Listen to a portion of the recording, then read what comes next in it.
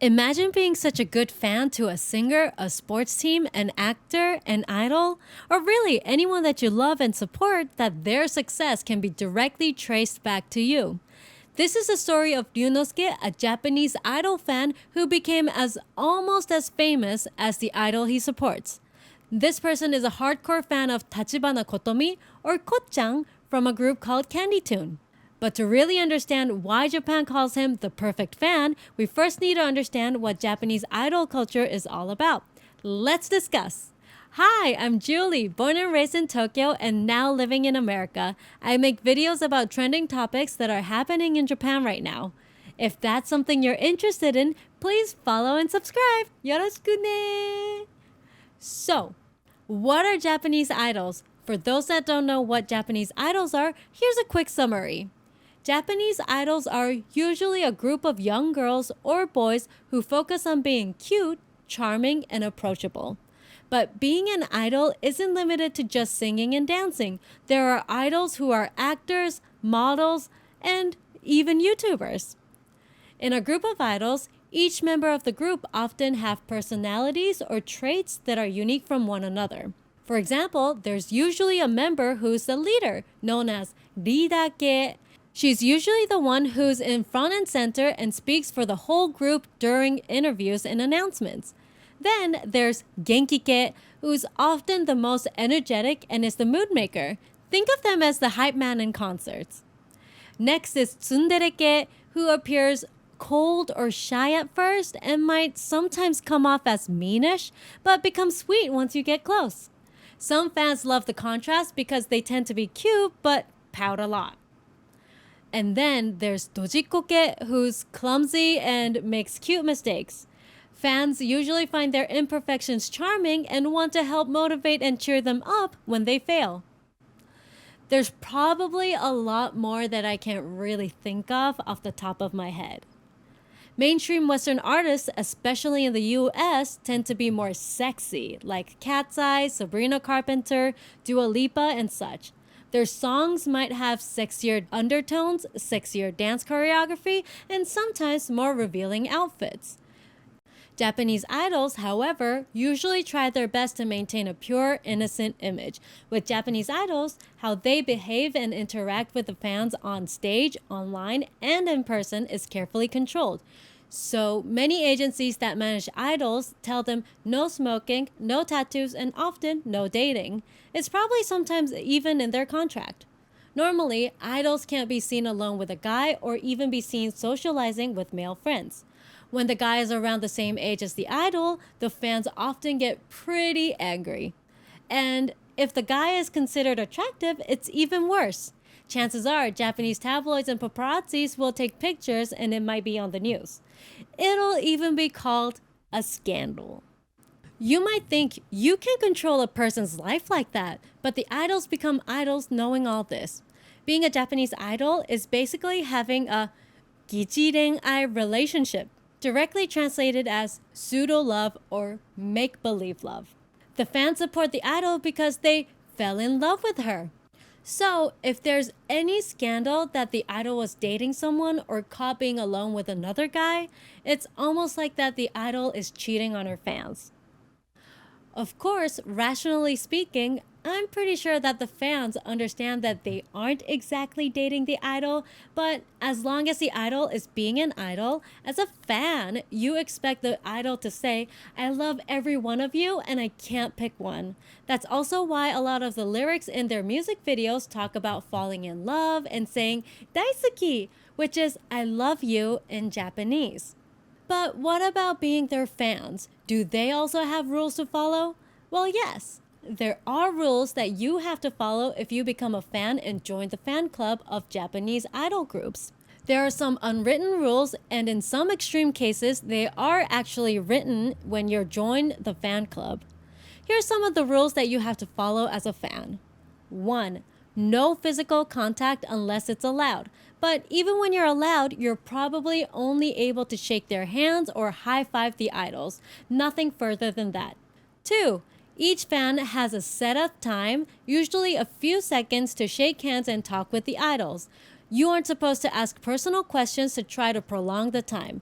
Even if you do try to spend a longer time interacting with the idol, the staff will pull you away when the time limit comes. There's actually a word for this, hagashi, which means to rip off or peel something away. When I looked it online, it seems like there are part-time jobs for this position as well. So if you want, you could, I guess, be a professional hagashi person. 3. You're also only supposed to take videos and pictures when they allow you to and immediately stop when they tell you to stop. 4. You should respect the idol's privacy. Leave them alone when you see them out in public. Wait at least a day before posting a picture on social media if you happen to get a chance to meet them. The idol and the numerous fans are in a pseudo-love relationship. She has to split her time up evenly among them and not give special privileges to any individual fans. But these rules were also created to protect the idols. Especially with Japanese idols, they usually have different kinds of fan service, which require the idol to stand really close to their fans. In concerts and meet and greets, there are sometimes overly obsessed fans. They would try to force a hug or touch the idol. Sometimes they even try to take pictures or videos with an ill intention.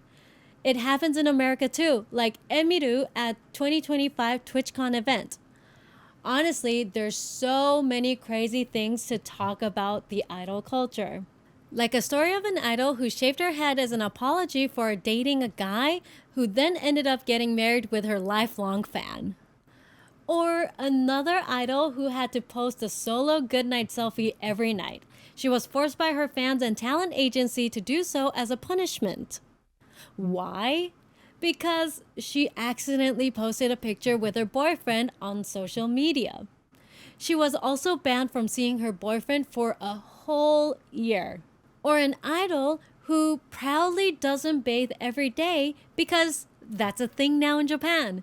The idol culture would need to have their own video since there's so much to talk about.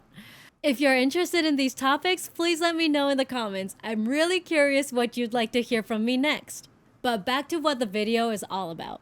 One idol group that has been getting so popular in Japan is Candy Tune. Candy Tune was formed in 2023 by Kawaii Labs, debuting that year in March.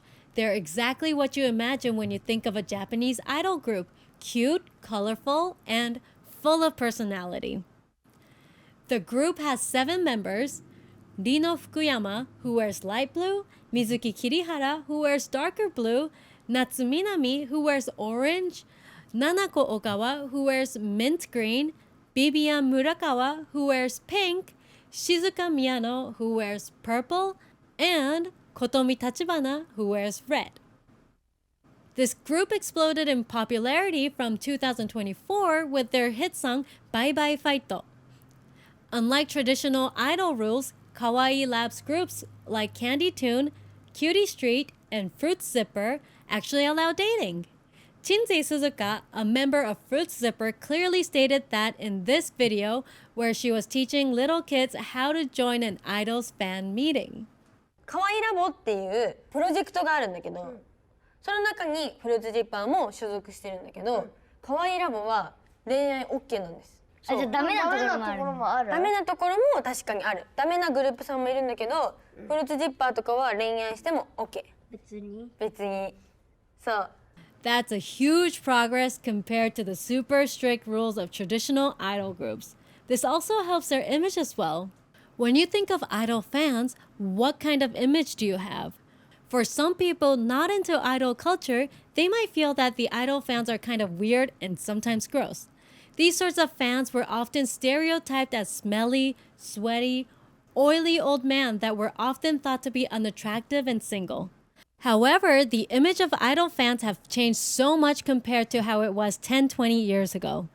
There are more and more fans that are younger, like in high school or in their early 20s, which don't fit the typical stereotype.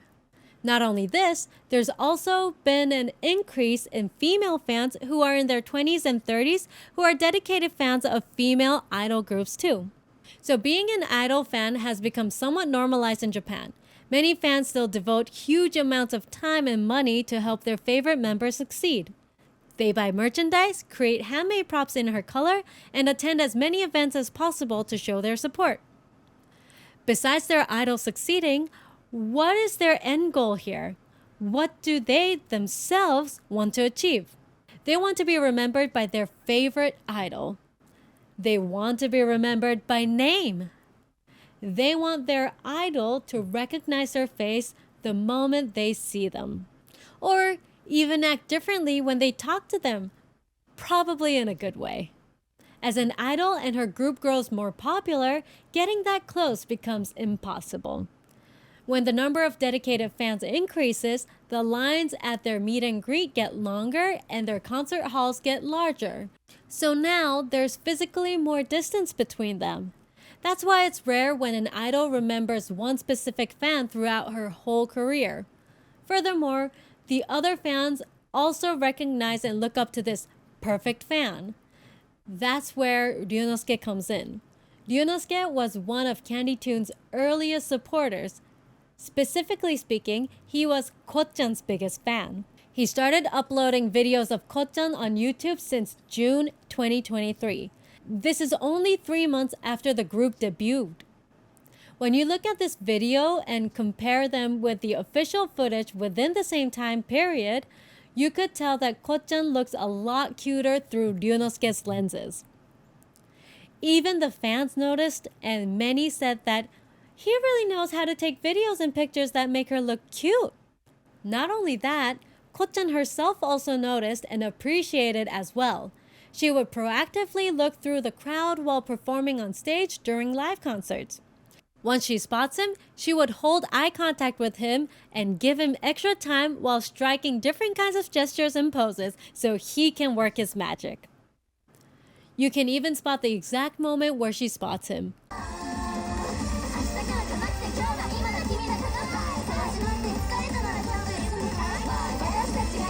Then came the viral clip, over 28 million views. The video title was, "Weren't you in Fukuoka?" and the caption said, "The idol's reaction when she found the fan who was in Fukuoka the day before, now in Ibaraki the next day." That's a 965-kilometer trip, about 579 miles between concerts in one day. That's a 14-hour drive from one concert to the other. In the video, Kotchan recognizes Ryuunosuke instantly, surprised that he traveled halfway across Japan to see her again. Comments started to flood in. "Now I get why idol fans are the way they are. She's so cute." Usually fans feel lonely when their idol gets famous, but Ryuunosuke proudly shares her cuteness with the world. He's an ideal fan. In another clip, Kotchan walks near him and gives a face just like she saw a close friend. Comments of Candy Toon fans said, "That's totally the reaction you have when you see a friend. She must really trust him." I love that it's the idol blushing, not the fan. At this point, we're all supporting their bond, not just her. Through Ryuunosuke's camera, people experienced what it feels like to be seen, not as a random fan, but as part of something mutual. From 2024, Candy Toon's fame has exploded. Big budgets, massive stages, and constant appearances. They started to perform on the most famous Japanese music TV shows and live concerts after live concerts all over Japan. When you're supporting an up-and-coming idol group, you could see them up close. You'll also have more time to talk with them at their fan meeting. But the more famous your idol group becomes, the more difficult it is to get tickets to their concerts. Also, there are more rules to follow and less opportunities to take photos or videos. For hardcore fans, this is like someone you knew closely has gotten so famous that you can't reach them anymore. Ryuunosuke's last concert video on his YouTube channel was in September 2024, but he never stopped supporting them and has never stopped supporting Kotchan.